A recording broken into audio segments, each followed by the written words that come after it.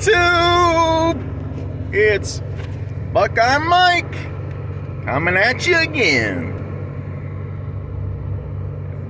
You might think it's weird because we're somewhat of a Buckeye-centric channel to talk about what we're going to talk about right now.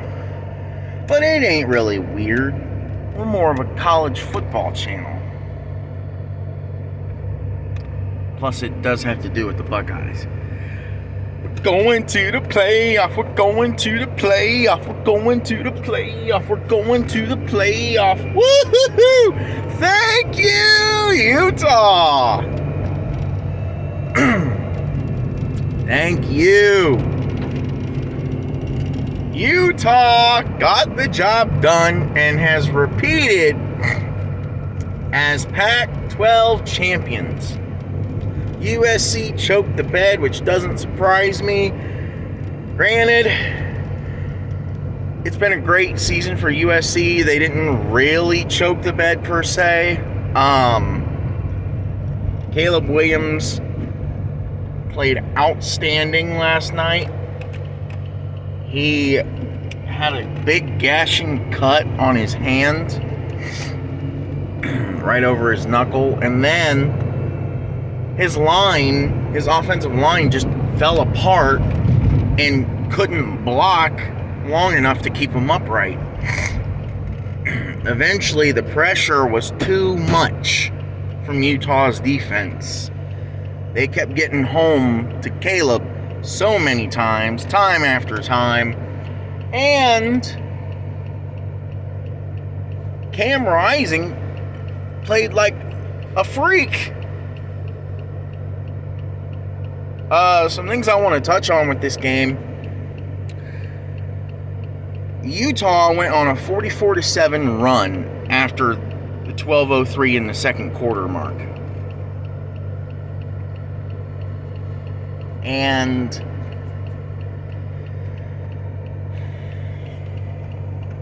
Cam Rising won the game MVP, obviously. Well deserved.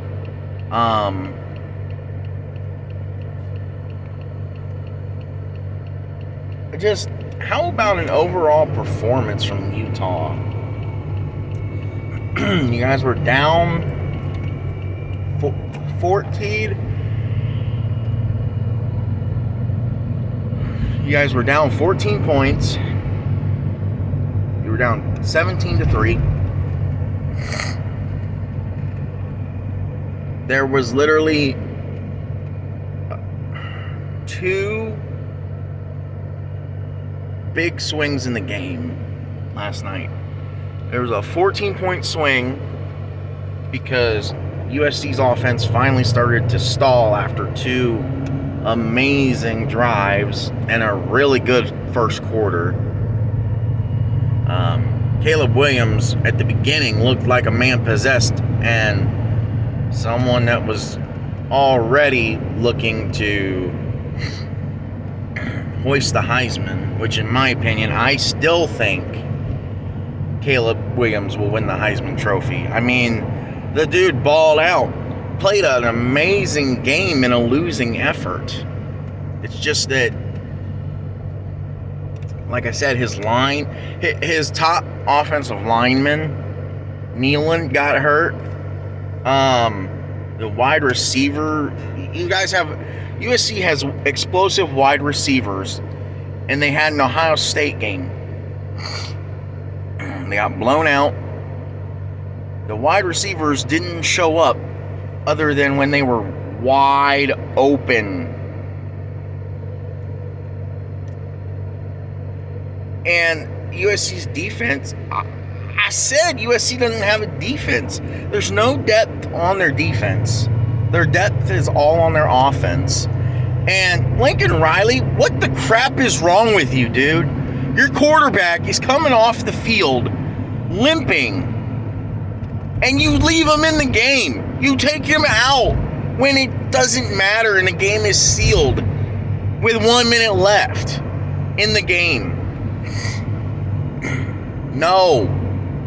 If he's hurt, you take him off. But he's hurt because he's taking a pounding.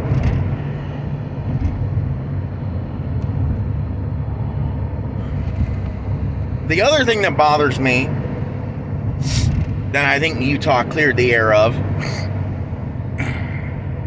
that first game wasn't a fluke. That first game, obviously Utah deserved to win, and Utah proved that, hey, that first one wasn't a fluke. The other thing, USC just didn't. They were stomping them. They just didn't smash Utah's face. They let up off the pressure a little because they started to stall. The offense started to stall and get 3 and outs, 4 and outs.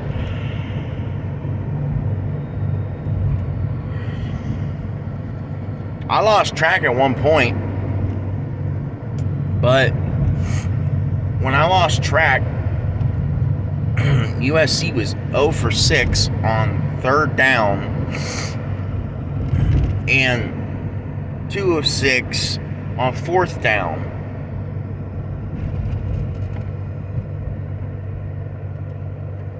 Or something like that. I don't really remember per se the 4th down, but I do remember for a fact that when I lost count, they were 0 for on 3rd down. And yeah, Caleb showed some elusiveness, but he, like I said, he took too many hits.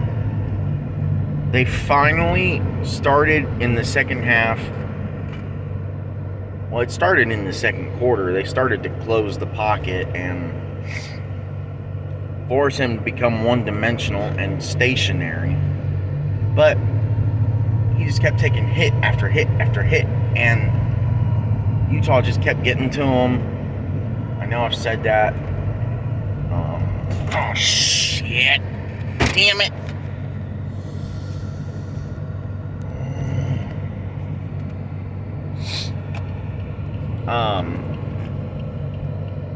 Utah just kept getting to him and getting to him.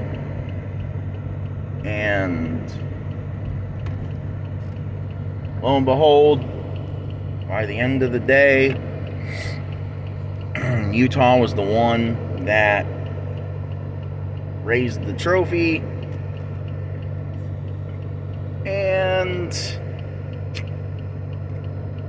Ohio State is in the playoff. In the playoff. In the playoff. We're going to the playoff.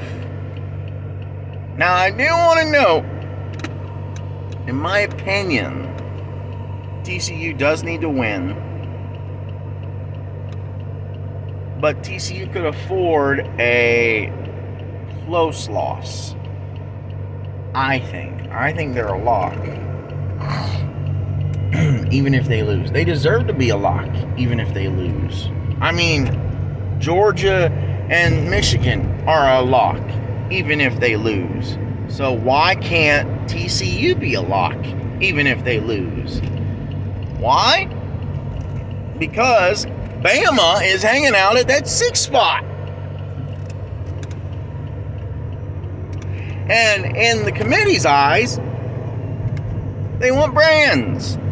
You have to go undefeated if you're not a brand. TCU, you're not a brand.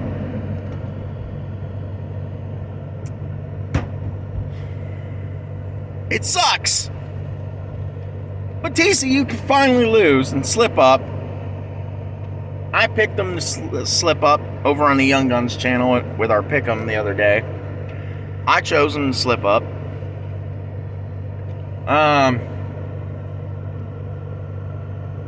Will they? I don't even know.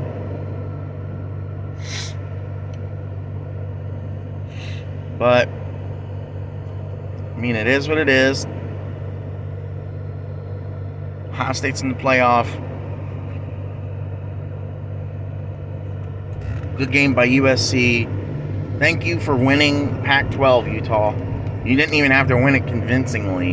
You just had to win it. And you went out, showed up, and showed off, and won that sucker so convincingly. You guys are awesome. You're great. I love Utah. I root for Utah when they don't play Ohio State.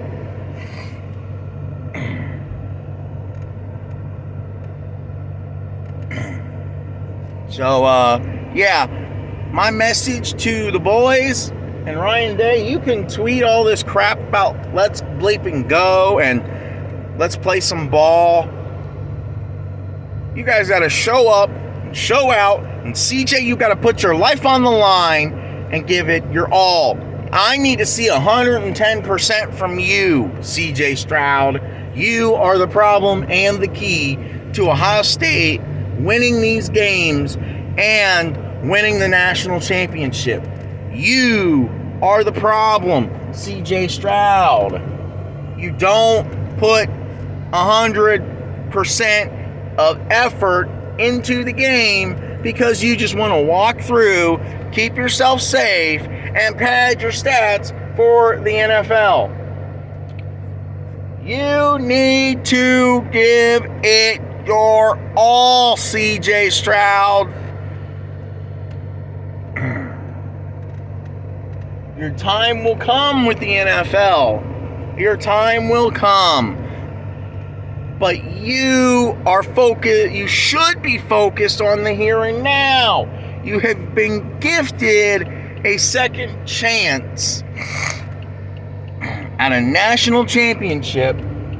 Why? Because the committee stupidly put Bama in 1 year as a non-con champ.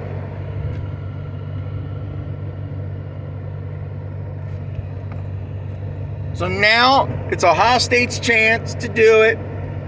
And I need to see you put yourself on the line for the team, for a chance at the title, CJ.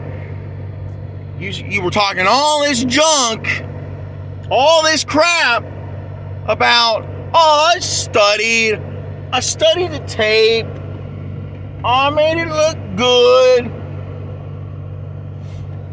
I'm motivated and fired up to beat Michigan, and you can't even do it because you didn't give 100%. You didn't even give 80%. Use your legs. Take off. You have a run ability. Use it. This is life or death. Not really. That's Persona coming out. YouTube. It's just a game. But still. You really gonna let Michigan beat you again? Really? Yeah, it's cool to play for a national title. But if you can get through Georgia, it's Michigan again. And then it's time to show up. CJ, it's already time to show up. It's the playoff. That's why TCU is the key here. TCU is the key. If TCU loses by one possession or less, TCU deserves to be in and drop to 4, and Ohio State moved to 3. Michigan fans don't want to see us again already. So, TCU, what are you going to do? I'm talking to you now. What are you going to do, TCU? Long story short, I got to wrap this video up. You guys have a good one. We will see you later with my reactions throughout the day. I got to work tonight, so probably get a reaction for the Big Ten if it's needed and the SEC if it's needed. Probably get those tomorrow, like how you got a reaction for last night's game today. Everybody have a good one. Take care. Go Bucks. Remember, as Ohio State fans, we're still rooting for Kansas State to win narrowly because that'll move us up. But at this point, we don't have a rooting interest. If TCU gets in and goes undefeated to get in, congrats to you guys too. It just helps us. It helps us move up. If you, TCU, lose narrowly because you're a virtual lock, I mean, the committee's been kind of wishy-washy on who's a lock, how are they a lock, but TCU, you're a lock in my book. But yeah, everybody, watch the games today, have some fun, enjoy the football. We'll be right here after the games to talk football, and tune in tomorrow, probably 5 o'clock or so. Tune in tomorrow on this channel, Buckeye Mike, about 5 o'clock or so, with reaction to the selection show. But other than that, have a good one. Go Bucks. Go Wildcats. Go Horned Frogs. Go Boilermakers, even though I picked the Wolves to win. Go Tigers. Go Bulldogs. Go everybody. We will see you later, and we will see you tomorrow. Buckeye Mike out.